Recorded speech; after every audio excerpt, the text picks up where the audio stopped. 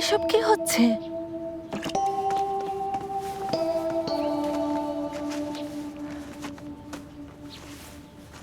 এটা হানির বই নাকি চাও দাজিয়ার?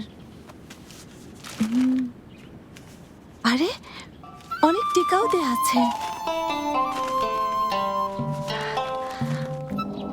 বর্বররা উত্তরের রুক্ষ বাতাসে পশুপালের মতো তাঁবুতে বাস করে, তবে পশ্চিমের অঞ্চলে আবার মরীচিকাও দেখা যায়। মরীচিকা মানে দেখেছি, বাবার সাথে যখন রোরানে গিয়েছিলাম তখন মরীচিকা দেখেছি। প্রাসাদের সামান্য দাসী হয়ে তুমি এসব কিভাবে জানলে? প্রাসাদের দাসী কেন এসব জানতে পারবে না?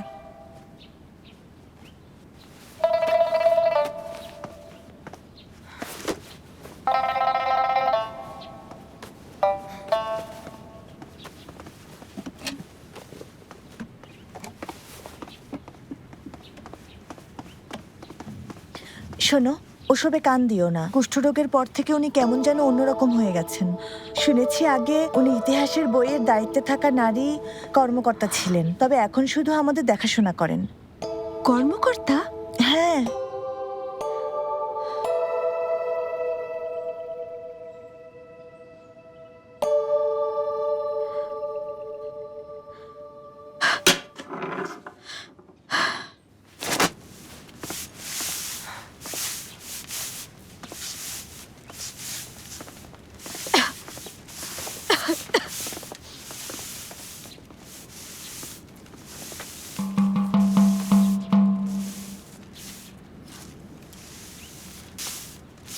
ঐতিহাসিক নথি কেন পড়ছো?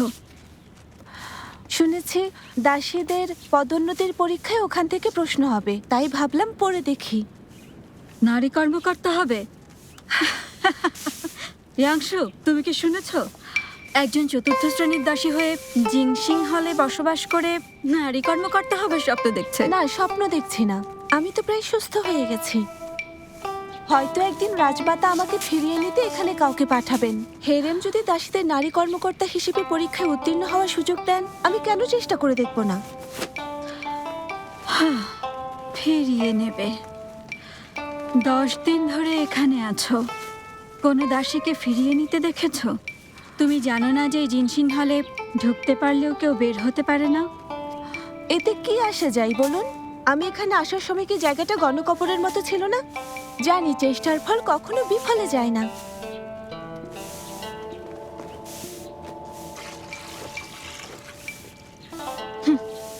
8 বছর ধরে এখানে আছি, এই প্রথম কোনো দাসীকে দেখছি মৃত্যুর মুখেও জেদ কমছে না। আপনি সব পরিষ্কারভাবে দেখলে আপনাকে এখানে রাখা হতো না। ষষ্ঠ শ্রেণীর কর্মকর্তা মৃত্যুর অপেক্ষা করছে। তুমি আর কিছু বলার না থাকলে এখন আমি আসি। দাঁড়াও, তোমার সাথে কথা আছে। তোমাকে যদি জিংসিন হল থেকে বের হতে সাহায্য করি, বিনিময়ে আমাকে কি দেবে?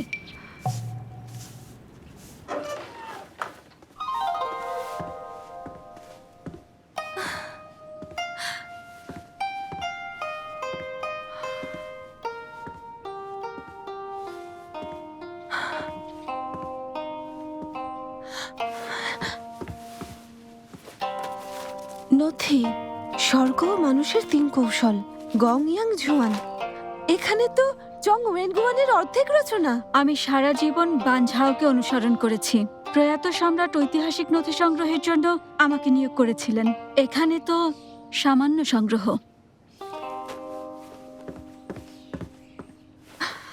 ম্যাডাম, আপনি এত জ্ঞানী আমি আগে জানতাম না। কষ্ট দিয়েছি, দয়া করে ক্ষমা করবেন। ক্ষমা চাইতে হবে না, তবে একটা চুক্তি করতে চাই। কোনো নির্দেশনা থাকলে সরাসরি বলুন। আমি নিজেকে নিয়ে গর্বিত। হান সুঝু আর শি জিঝু নামের 2 বই লিখেছি। দুর্ভাগ্যবশত অসুস্থ হয়ে পড়ায় ওগুলোর সম্পাদনা বা অনুলিপি করতে পারিনি। অনুলিপি করার প্রয়োজন হলে তা আমি করে দেব। কি মনে করছো, তোমার ভেষজ ওষুধ খেয়েছি বলে তোমার প্রতি আকৃষ্ট হব? ওখানে বসে কিছু একটা লেখো। জি।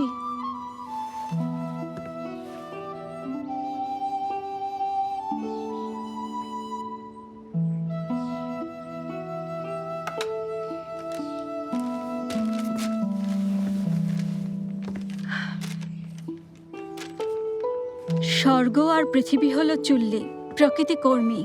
ইং আর ইয়াং হলো কয়লা, বাকি সবই হলো তামা। ও, জিআই সম্পর্কেও জানো? আর তুমি ক্যালিগ্রাফিও লিখতে পারো, তবে এটা বেশ আনাড়ি। ম্যাডাম, বাবা পড়াশোনার জন্য একজন গুরুমশাই নিয়োগ করেছিলেন। ওনার কাছে সামান্য পড়তে শিখেছি। প্রথম নজরেই বুঝতে পেরেছি তুমি পড়াশোনার উপযুক্ত না। আরেকটা পরীক্ষা আছে। দুটি পাখি নদীর চরে গান গায় মধুর সুরে, এই কথার মানে কি? বলা হয় এতে সম্রাজ্ঞী আর উপপত্নীদের প্রশংসা করা হয়েছে, কিন্তু আমার মনে হতো এটা দুটো ছেলে মেয়ে সম্পর্কে বলা হয়েছে। তুমি বেশ বুদ্ধিমতী। ভালো, পরে এক সময় পাণ্ডুলিপিগুলো তোমার কাছে পাঠিয়ে দেয়া হবে। তুমি প্রতিদিন সাজাতে সাহায্য করবে। কোনো ভুল করো না, তোমাকে সাবধানে লিখতে হবে। অনুলিপি করা হলে তুমি আমার কাছে ওগুলো নিয়ে আসবে। নিয়ে আসবো মানে? আমি কোথায় যাব? আমি তোমাকে চিংজিং প্রাসাদে নিয়ে যাব।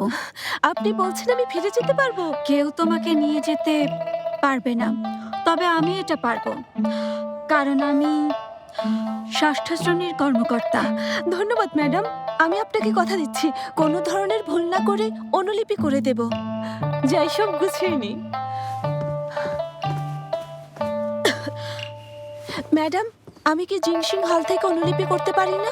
তোমার মনে হয় যে জিআই এর ফুনিয়াওফু পারে সে আমার সাথে মৃত্যুর অপেক্ষা করবে? এমন অবিশ্বাস্য কথা আমি বিশ্বাস করব?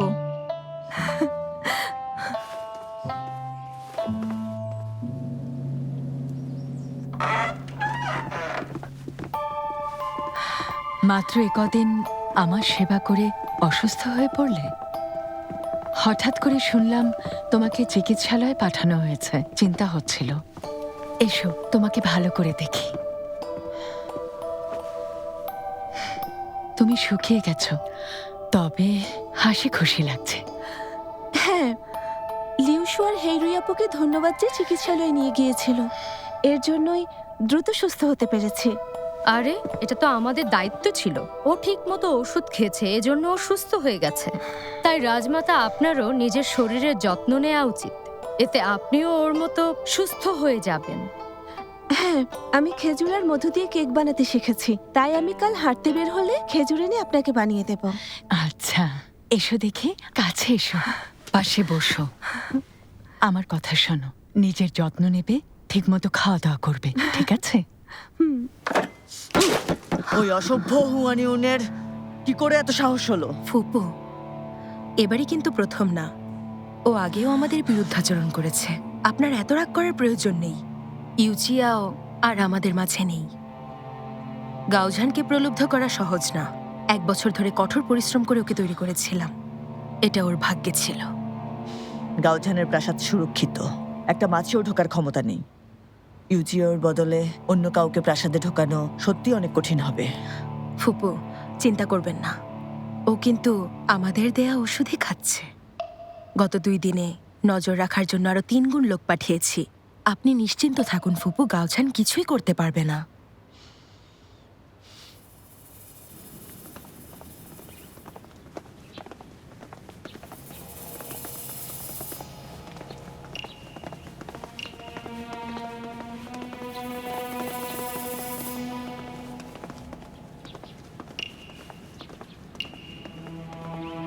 এসো, চলো।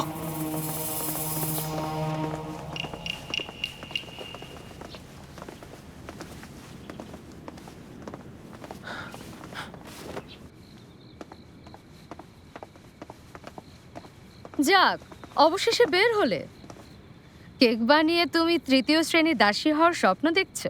সত্যি খুব ভালো চাল চেলেছো। লিউশু আপু, ভুল বুঝেছ। আমি এভাবে ভাবিনি। আমি শুধু রাজমাতার সেবা করতে চেয়েছি। আমাকে অত বোকা ভেবো না। রাজমাতার সামনে নিজেকে জাহির করলে আটকাতে পারবো না। তবে ভবিষ্যতে কিছু হলে আমাকে দোষ দিও না।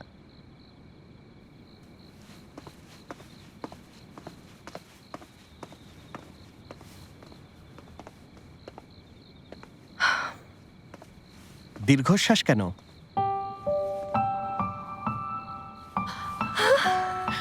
তুমি এখানে? এই, বলেছিলে না যে আমাকে লুকিয়ে দেখতে আসবে? এতদিন অসুস্থ ছিলাম, তুমি এলে না কেন? অসুস্থ? কিভাবে অসুস্থ হলে?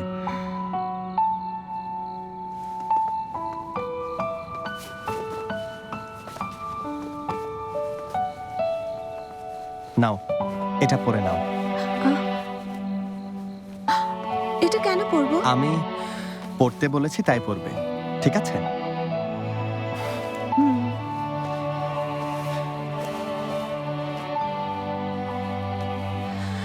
প্রথমে ভেবেছিলাম তোমাকে চিংজিং প্রাসাদ থেকে সরাবো, এখানে অনেক ঠান্ডা পড়ে।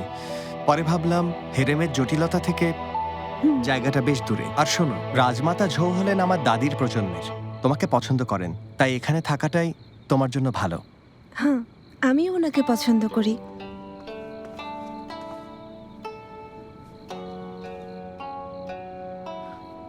লুজেন,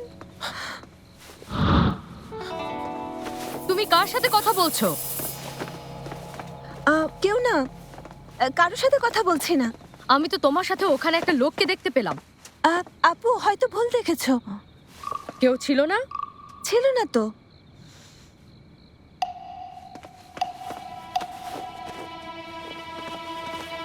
তাহলে এটা কি লুজেন? ওটা জলদি বলো, এত রাতে তুমি কার সাথে লুকিয়ে দেখা করেছো? করিনি তো। তুমি স্বীকার করবে না? অভ্যন্তরীণ বিভাগে নিয়ে যাই, ওর পিঠে চাবুক পড়লেই সব স্বীকার করবে। আমি কিছু করিনি। চলো, ওকে অভ্যন্তরীণ বিভাগে নিয়ে যাই। আমি করিনি, সত্যি করিনি। এত রাতে তোমরা কি করছো? রাজমাতা, আপনি এখানে কেন এসেছেন? কত রাত হয়েছে, যদি ঠান্ডা লেগে যায় রাজ চিকিৎসক আবার বিরক্ত করবে। একটা প্রশ্ন করেছি, শুনতে পাওনি? আপনি জানেন না রাজমাতা, ও গোপনে একটা লোকের সাথে দেখা করেছে। দেখুন, ওই অচেনা লোকটার পোশাক।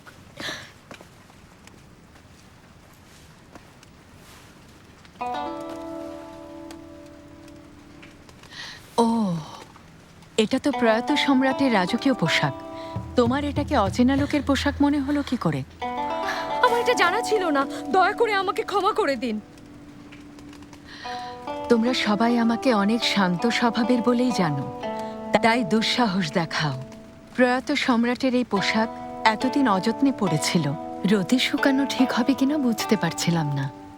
আর তাই পোশাকটা লুজেনকে আমি বাতাসে ছড়িয়ে দিতে বলেছিলাম। তুমি এর বিচার করতে চাও? লুজেন, এসো, এখানে এসো। জি।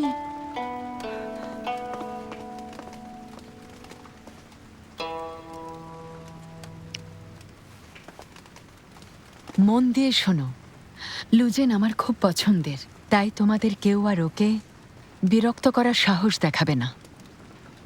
লিউশো, আগামীকাল অভ্যন্তরীণ বিভাগকে জানিয়ে দেবে লুজেনকে দ্বিতীয় শ্রেণীর দাসী হিসেবে পদোন্নতি দিতে চাই। তোমরা যদি কেউ আমার অবাধ্য হও, আসছে নববর্ষে যখন সম্রাটের সাথে দেখা হবে, তখন কারো বিরুদ্ধে অভিযোগ করলে আমাকে দোষ দিতে এসো না। অবাধ্য হব না, আমি সব জানি। তোমরা এখন যেতে পারো। জি।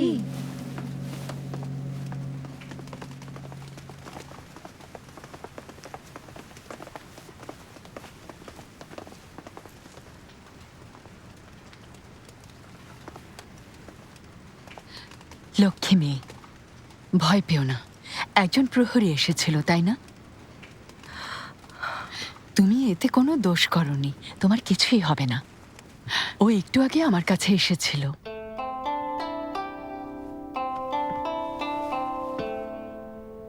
আমি ওকে দেখেছি,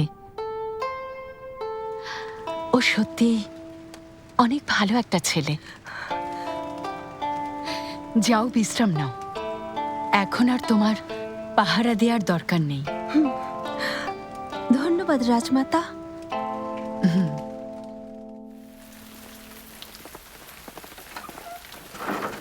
লুজেন, লুজেন, আপুমণি, শোনো, তোমার তো পদোন্নতি হয়েছে, এখন আর এমন জায়গায় থাকবে কেন? চলো, তুমি আমার সাথে থাকবে। ওখানে সবার আলাদা ঘর আছে, আর ঘরগুলো অনেক বড়। ড্যানিয়াং, ঘর পরিষ্কার করতে সাহায্য করো। জি। চলো যাই, এসো।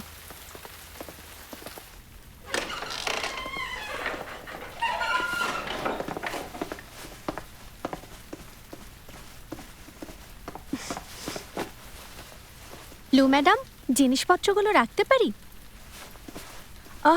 এভাবে বলো না, তুমি তো আমার বোন নিয়াং। এভাবে বলবেন না, আমি আপনার সম্পর্কে সব শুনেছি। প্রাসাদে এমন কোনো নজির নেই যে চতুর্থ শ্রেণীর দাসী 2 দিনই দ্বিতীয় শ্রেণীতে পদোন্নতি পেয়েছে। আপনি এখন সত্যি অনেক বিখ্যাত। লিউ শুয়াপু লোকাস্ট ফুলের মধু দিয়েছেন, এটা অনেক মিষ্টি। লোকাস্ট ফুলের মধু? বাহ, আবারও খাবো। ধন্যবাদ ম্যাডাম, কিছু লাগলে আমাকে বলবেন। আমি এখন আসি।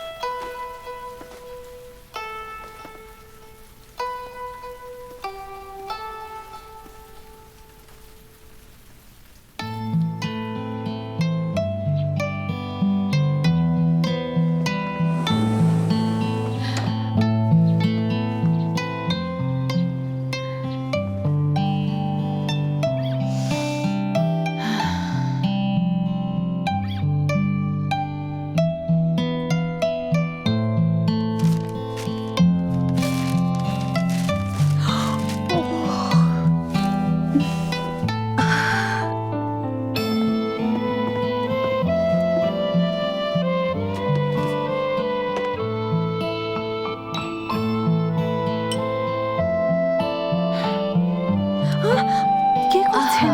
সমস্যা নেই, এটা পরো। খুব মানিয়েছে। ধন্যবাদ।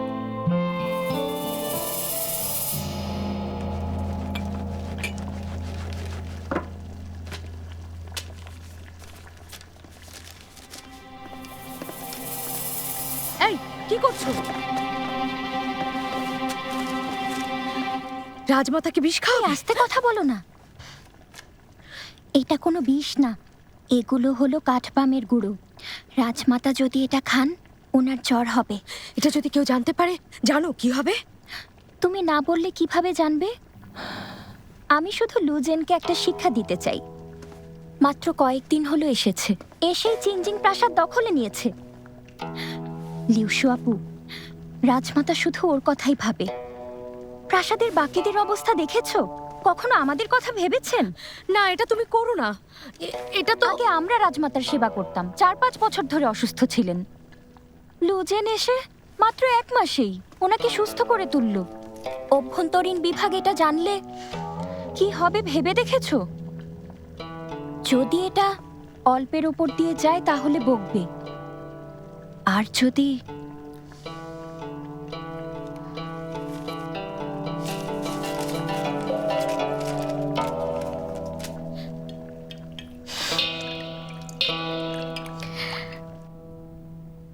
ওই তরুণ প্রহরী তোমাকে এতদিন ধরে দেখতে আসেনি কেন?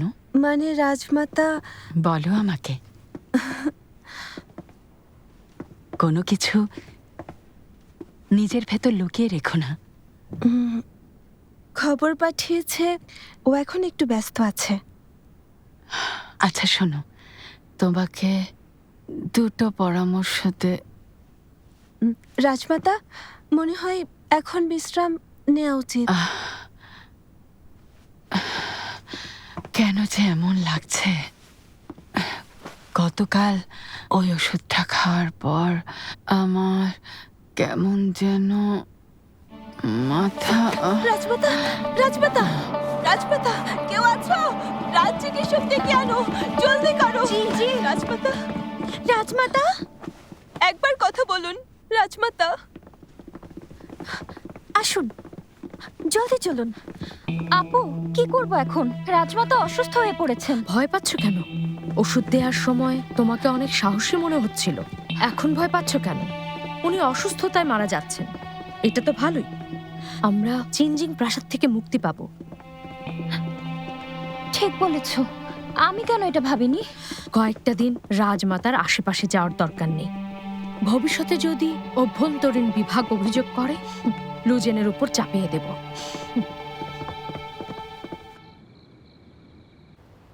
তুমি কি মিস লুকে দেখেছো? জি, দেখেছি প্রিন্স। চিংজিং প্রাসাদের অবস্থা খুব একটা ভালো না। রাজমাতা হঠাৎ অসুস্থ হয়ে পড়েছেন। ওনার ব্যক্তিগত দাসী ছিলেন মিস লু, আর তাই রাজ চিকিৎসালয়ে কাউকে পাঠিয়েছে? পাঠিয়েছে। নবম শ্রেণীর একজন চিকিৎসক গিয়েছিলেন। আমি দেখেছি প্রাসাদের দাসীরা রাজমাতার যত্নের ব্যাপারে বেশ উদাসীন ছিল। মিস লু এর ঘনিষ্ঠ কয়েকজন দাসী ছাড়া বাকিরা নামেই দাসী ছিল। মিস লু এতটাই ব্যস্ত ছিলেন যে আমি ওনার কাছে কোনো বার্তা পাঠানোর সুযোগ পাইনি। রাজমাতা ভালো মানুষ। গতবার উনি আমাকে চিনতে না পারলেও সাহায্য করেছিলেন। ওনার কষ্ট দেখতে চাই না। ইয়ানলু, জি। তুমি এখনই ম্যাডাম ওয়াং সাংয়ের কাছে যাও। ওনাকে বলবে চিংজিং প্রাসাদের দাসীরা রাজমাতার যত্ন নেয়নি, উনি যেন এর ব্যবস্থা নেন। জি। প্রাসাদের দাসী হয়ে রাজমাতাকে নিয়ে অবহেলা করো? রাজপত্নী বলেছেন যে উনি আবার কখনো এমন শুনলে কঠিন শাস্তি দেবেন। জি। সবাই কাজে যাও। ম্যাডাম, দয়া করে যদি রাজপত্নীর কাছে কিছু কথা বলে সাহায্য করতেন। আসলে চিংজিং প্রাসাদ অনেক ঠান্ডা জায়গা, তাই অনেক দাসীর খারাপ উদ্দেশ্য থাকে। যখন শোনে রাজমাতা অসুস্থ, রাজমাতা স্বর্গে যাওয়ার পর ওরা এখান থেকে মুক্তি পাবে মনে করে। মিছিমিছি স্বপ্ন দেখছো। ভুলে যেও না রাজমাতা একজন চিহু। উনি যদি মৃত্যুর আগে বলে যান, তোমাদেরও ওনার সাথে কবর দেয়া হবে।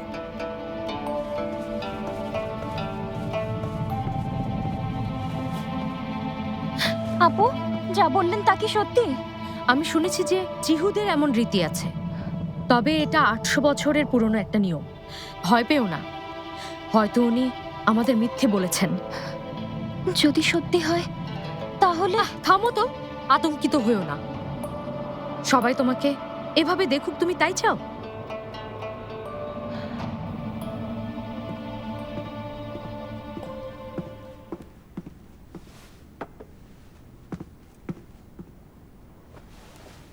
আপু, সারাদিন এখানে আছো, একটু ঘুমিয়ে নাও না। নিয়াং, মাত্রই ওনার জ্বর কমেছে, চিন্তা হচ্ছে। আমি তোমাকে সাহায্য করতে পারলে ভালো হতো, কিন্তু দেখো আমি সবসময় সবকিছু এলোমেলো করে দেই। আপু, লিউশু আর হেরুইকে সাহায্য করতে বলো না কেন? তুমি তো জানোই ওরা দুজন শুধু কাজের ভান করে। এখন এটা করতে পারবে না। অভ্যন্তরীণ বিভাগের লোক আসার পর চিংজিং প্রাসাদের পরিবেশ একদম বদলে গেছে। চিকিৎসক বলেছে রাজমাতার স্বাস্থ্যের উন্নতি হয়েছে। উনি ঠিকমতো ওষুধ খেলেই দ্রুত সুস্থ হয়ে উঠবেন। আচ্ছা, যাও ওষুধ নিয়ে এসো।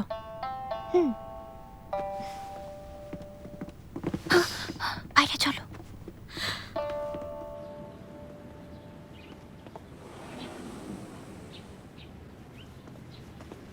কিছু জানতে পেরেছো?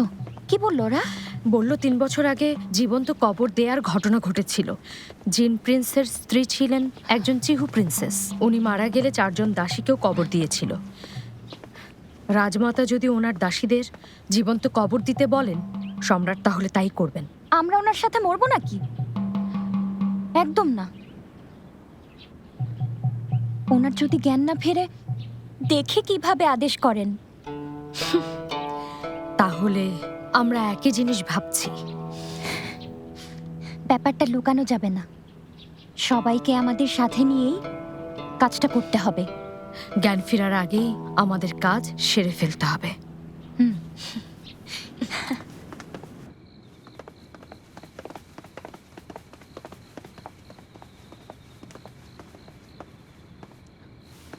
ও এখন পশ্চিমাংশে থাকে। অনেক দেরি হওয়ায় আমার ওখানে এখন যাওয়াটা ঠিক হবে না। তুমি গিয়ে চুপি চুপি বলবে গাওঝান বাগানে যেতে বলেছে। গাওঝান?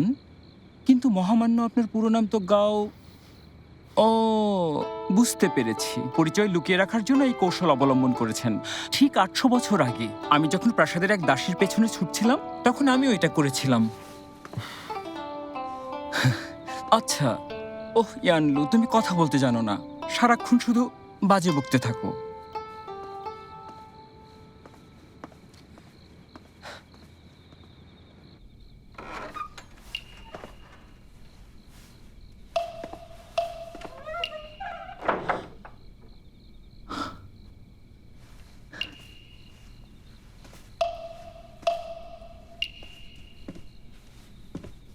মিস লু, তুমি দেখছি মরার মতো ঘুমাও। মহামান্য তোমাকে পছন্দ করলেন কিভাবে?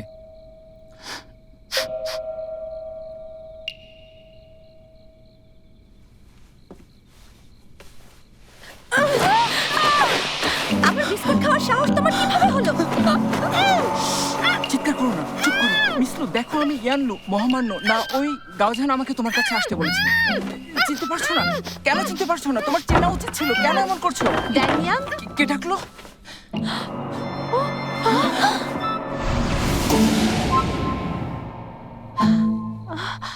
তো তোমরা ছাড়ো।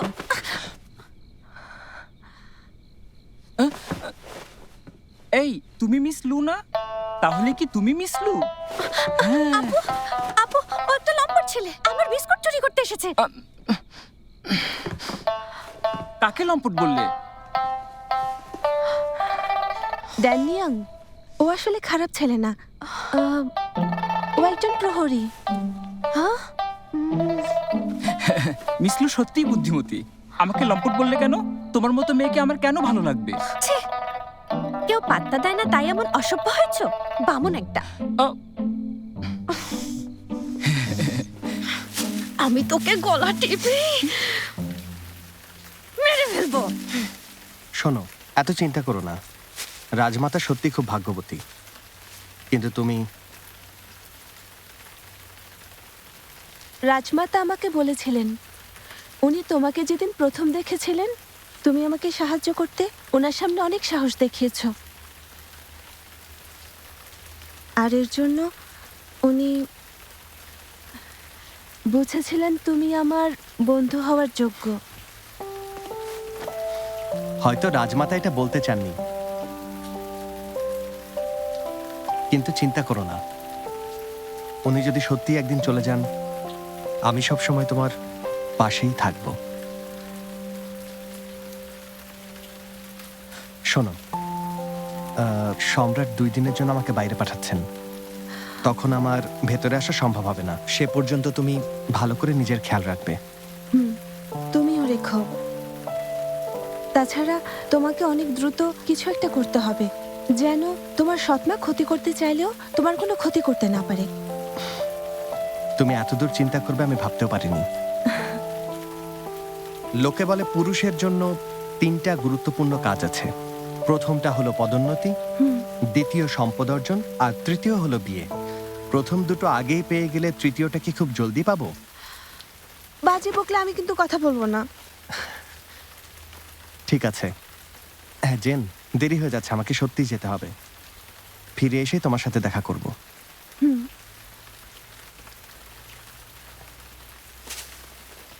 ইয়ানলু, হ্যাঁ চলো। হ্যাঁ।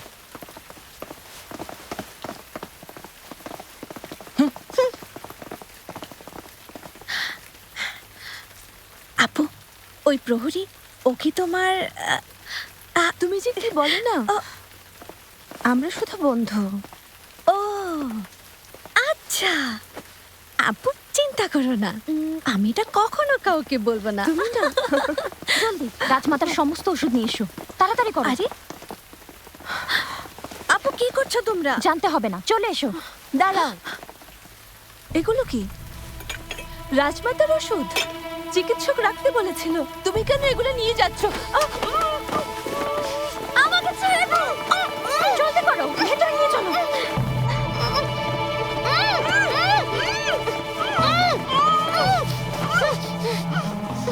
চেঁচামেচি না করলে তোমাদের ছেড়ে দেব।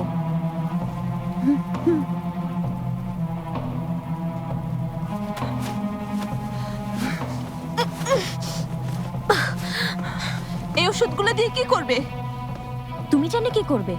তুমি রাজমাতাকে খুন করবে? আমি অভিযোগ করব। যাও, এখনই যাও না, তোমাকে ভয় পাই? শোনো তাহলে, রাজমাতা যে কোনো সময় মারা যাবেন, আর ওনার যদি জ্ঞান ফেরে উইল রেখে যাবেন, যেখানে ওনার সাথে আমাদেরও চিহুরীতি অনুযায়ী জীবন্ত কবর দিতে বলবেন। এটা অসম্ভব। তোমার মতো ওরাও বিশ্বাস করেনি, কিন্তু প্রাসাদে এ ব্যাপারে খোঁজ নেওয়ার পর ওরা কি আমাদের সাথে যোগ দেয়নি? লুজেন, জানি তুমি ভালো মানুষ, কিন্তু রাজমাতার জন্য তুমি আমাদের জীবন উপেক্ষা করতে পারো না। ওদেরকে দেখো, ওদেরকে জীবন্ত কবর দেয়া হলে সহ্য করতে পারবে? রাজমাতা একজন ভালো মানুষ, উনি এটা করতে পারেন না, কখনোই না। তোমাদের ওনাকে বিষ খাওয়াতে দেব না। ড্যানিয়া, চলে এসো। আর শোনো, আমরা এটা কাউকে বলবো না, তোমরা নিজেদের সংযত করো। চলো। হয়েছে, কান্না বন্ধ করো, সবাই বাইরে যাও।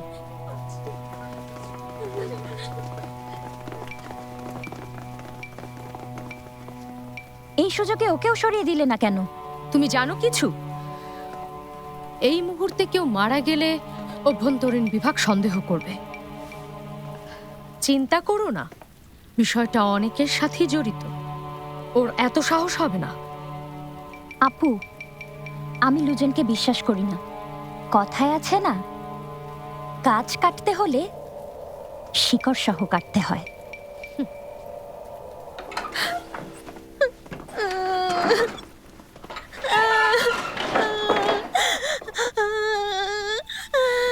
আপু, আমরা কি করব? ওরা রাজমাতাকে হত্যা করছে, কি করব এখন? জানি না, জানি না কি করব। আব্বু, ওরা কি আমাদেরও মেরে ফেলবে? আমি এখন মরতে চাই না, আমার এখনো অনেক খাবার খাওয়া বাকি। শান্ত হও, আমি করো না। ওরা এখনো কিছু করেনি, করতে পারবে না। একটা উপায় বের করতে হবে, সাহায্য করতে পারে এমন কাউকে খুঁজতে হবে। আচ্ছা ঠিক আছে, কোনো ব্যাপার না, তুমি তো ভয়েই মরে যাবে। এটা তো শুধু ব্যক্তির মৃত্যু, তাই না? এটা অবশ্যই অনেক বড় বিষয়, আর রাজমাতা একজন ভালো মানুষ। ভালো মানুষ?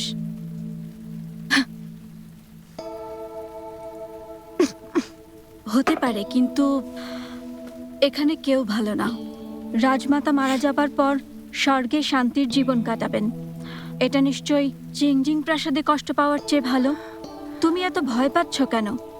আগেরবার ওই মেয়ে দুটো তোমাকে মেরে ফেলার জন্যই এখানে পাঠিয়েছিল, পারেনি তো, তাই না? ম্যাডাম, কি বলতে চাচ্ছেন? একটু পরিষ্কার করে বলবেন। তুমি যদি এটাই বুঝতে না পারো, তাহলে কিভাবে কর্মকর্তা হবে? রাজমাতা কি তোমার কারণে এভাবে অসুস্থ হয়েছেন? আচ্ছা, যদি ওনার জ্ঞান ফেরে, তোমার কারণে ফিরবে? এটাই কি শেষ না? রাজমাতার জ্ঞান না ফিরলে তোমাকে কবর দেবে না। তাই লিও শু বা অন্যরা কি করলো তা ভেবো না। রাজমাতা মারা যাওয়ার পর অভ্যন্তরীণ বিভাগ ওনার ব্যাপারে অবহেলার জন্য ওই দাসীদের শাস্তি দেবে। ওদেরকে পিটিয়ে মেরে হোক বা দাস হিসেবে বিক্রি করে হোক, এর মাধ্যমে তোমার রাজমাতা হত্যার প্রতিশোধ নেওয়া হবে। এটা কিভাবে সম্ভব? রাজমাতাকে এভাবে? আচ্ছা ঠিক আছে, পাণ্ডুলিপি সাজানোর কাজে সাহায্য না করলে এই বিষয়ে তোমাকে কিছুই বলতাম না। আর এখন তুমি কি করবে তা তোমার উপরই নির্ভর করছে। চিন্তা করো না, তুমি যদি ওনার অনুগত থেকে কবরে যেতে চাও, তাহলে স্বাভাবিকভাবেই তুমি পুরস্কৃত হবে। আর ঝংয়াং উৎসবের 15তম দিনে তোমার জন্য ধূপও জ্বালাতে হবে না। ইয়ানশু, অতিথিকে বিদায় দাও। তোমার জায়গায় থাকলে কেউ যেন আমার কিছু করতে না পারে, তাই আগামী 2 দিন আমি নিজের ঘরেই অবস্থান করতাম।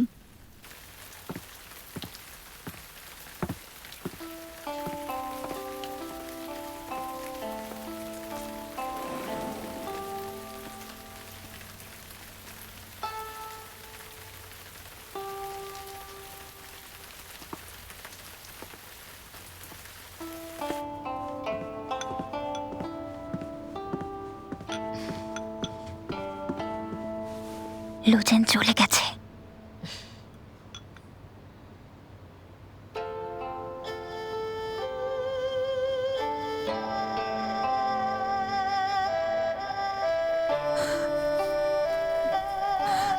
সেই রাতটা লুজেনের এই প্রাসাদে আসার পর থেকে সবচেয়ে দুঃসহ এক রাত ছিল। ও প্রথমবারের মতো নির্মম এক সত্য আবিষ্কার করল। চুপচাপ দেখে যাও, শব্দগুলো এত ভারী আর শ্বাসরুদ্ধকর হয়ে উঠতে পারে জানা ছিল না।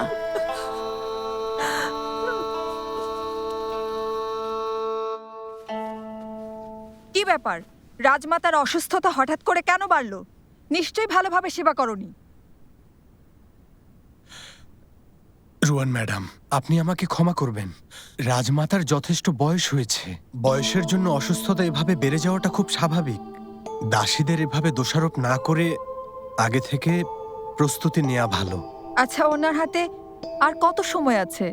কমপক্ষে 3 থেকে 5 দিন, সর্বোচ্চ 7 থেকে 8 দিন। বুঝেছি, সবই ঈশ্বরের ইচ্ছা। রুয়ান ম্যাডাম, রাজমাতা এখন অনেক অসুস্থ। ওষুধ আর আকুপাংচারে হয়তো সুস্থ হবেন না। সামান নৃত্যের আয়োজন করে দেখব। রাজমাতা তো চিহু, ওনাদের ডাকিনী বিদ্যা অনেক শক্তিশালী। একজন ডাকিনী চিকিৎসক দিয়ে সামান নৃত্যের ব্যবস্থা করলে হয়তো উনি জলদি সুস্থ হয়ে উঠবেন। যদিও আমি কখনো ডাকিনী চিকিৎসকদের বিশ্বাস করিনি, তবে শুনেছি যে চিহুদের একটা নিজস্ব পদ্ধতি আছে। বিশেষ করে অভিজাতদের জন্য ওরা আরো বেশি কার্যকর। ম্যাডাম, রাজমাতা সত্যিই অনেক ভালো একজন মানুষ। আপনি দয়া করে ব্যবস্থা করুন। কিছু বলতে পারছি না, রাজপত্নীকে জানাতে হবে।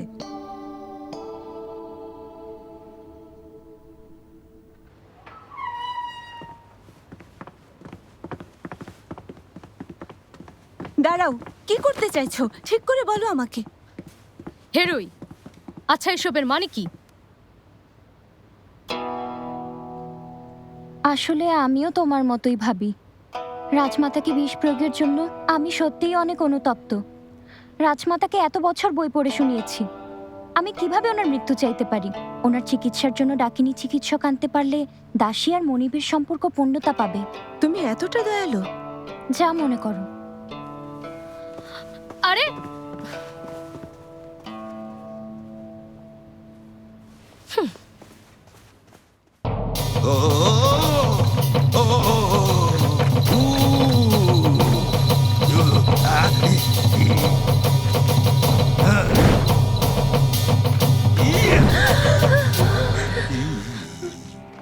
কিছু করার থাকলে আমাদেরকে বলুন। চ্যাংশিং বলল উনি যদি জাদুর ওষুধ খান নিশ্চয় সুস্থ হবেন। কি ধরনের জাদুর ওষুধ? আপনাদের মধ্যে রাজমাতার প্রিয় কে? উনি ওনার শরীরের প্রিয় জায়গার এক টুকরো মাংস দিয়ে স্যুপ তৈরি করে রাজমাতাকে খাওয়ালে উনি সুস্থ হতে পারেন। বাজে কথা শুনবেন না। কাউকে বাঁচানোর জন্য এসব করতে হয় না। লুজেন, তুমি এত ভাবছো কেন? উনি তো তোমার মাংস দিয়ে স্যুপ বানাতে বলেননি। নাকি তুমি মৃত্যুকে ভয় পাচ্ছ? রাজমাতাকে বাঁচাতে নিজের মাংস কাটবে না? তুমি রাজমাতার এত ভালোবাসা পাওয়ার যোগ্য ছিলে না। উনি তোমাকে বৃথায় 2য় শ্রেণীর দাসীতে উন্নীত করেছেন। এই সংকটময় মুহূর্তে অপবাদ দেবে না। এগুলো সব তোমাদের পরিকল্পনা। দাঁড়াও, তোমরা কি করছো? আমাকে ছেড়ে দাও। কি করছো না বলছি? ম্যাডাম, লুজেন রাজমাতার প্রিয় ব্যক্তিগত দাসী, তবেও মৃত্যুকে ভয় পায়। এই সংকটময় মুহূর্তে মনিবের প্রতি অনুগত থাকার সাহস নেই। এটা চিংজিং প্রাসাদের ব্যাপার, যা করার নিজেরাই করো। জি।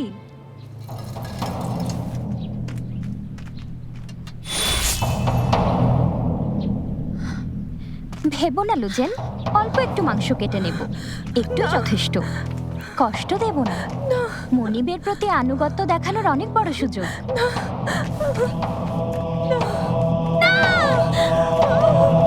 থামবে? আর কতক্ষণ এসব চলবে? লামি, এখানে কেন এসেছো? সাংসি ম্যাডাম জানতে পেরেছেন তোমরা এখানে অনেক ঝামেলা করছো, তাই আমাকে এখানে আসতে বললেন। দেখো, দেবতাদের ডাকছো, আবার মানুষকেও বেঁধে রেখেছো। তোমরা কি এখানে নাটক করছো? তুমি ওকে ছেড়ে দাও। না ম্যাডাম, দেখুন। মুখ বন্ধ করো তুমি। চিংজিং প্রাসাদের কাজে হস্তক্ষেপ করা উচিত হয়নি, তবে ব্যাপারটা এতটাই ভয়াবহ ছিল যে এটা সাংসি ম্যাডামও সহ্য করতে পারেননি, তাই আমাকে দেখার জন্য পাঠিয়েছেন। শোনো রুয়াং নিয়াং, তুমি তো এতগুলো বছর ধরে রাজপত্নী আর সাংসি ম্যাডামের সাথে আছো। ওনারা কি করেন তুমি দেখতে পাও না? তোমাকে মানুষের হৃৎপিণ্ড বের করার অনুমতি কে দিয়েছে? মহামান্য সম্রাট তোমাকে জাদুবিদ্যার কারণে হত্যার অপরাধে দোষী সাব্যস্ত করলে সেটা মেনে নিতে পারবে? আমি এমনটা চাইনি। পোশাক দেখে মনে হচ্ছে প্রথম শ্রেণীর দাসী। জি। প্রথম শ্রেণীর একজন দাসী হিসেবে তোমাকে রাজমাতার বিশ্বাসভাজন হতে হবে। যেহেতু তুমি ডাকিনী চিকিৎসকের কথা বিশ্বাস করো, তাই তোমার হৃৎপিণ্ডের ছোট টুকরো নিয়ে রাজমাতাকে স্যুপ বানিয়ে দেওয়া উচিত। না ম্যাডাম, আমাকে ছেড়ে দিন, আমাকে ক্ষমা করুন ম্যাডাম, দয়া করুন। বোকা মেয়ে, একটু আগেই তো লুজেনকে রাজি করানোর চেষ্টা করছিলে। তুমি কি মনিবের অনুগত না? তোমার মনিবের জীবন বাঁচাও। তাড়াতাড়ি করো, সাক্ষী ম্যাডামের কাছে প্রতিবেদন দিতে হবে। বোন আমার, ছোট একটা টুকরো তুমি নিজে দিলে জীবন বাঁচাতে পারবে না, আমি হয়তো সে মাংসের টুকরো রাজমাতাকে সুস্থ করবে, বিনিময়ে উনি মুক্তি দেবেন।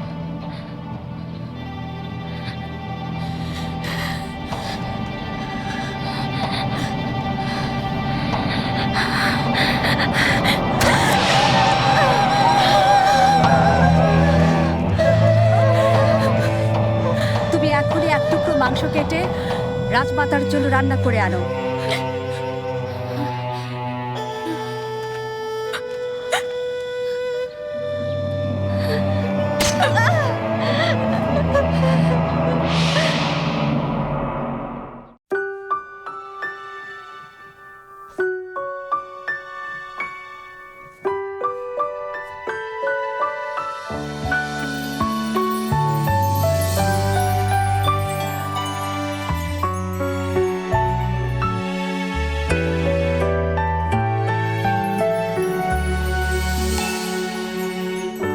信不信我们早就注定要一起沿途看风景，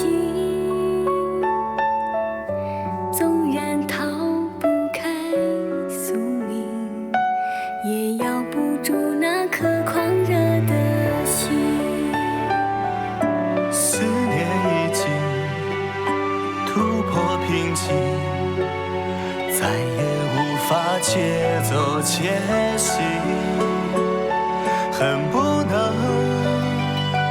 立刻靠近，一生一世一样心情。好想聆听你心底的声音，你要相信爱是不变的决定。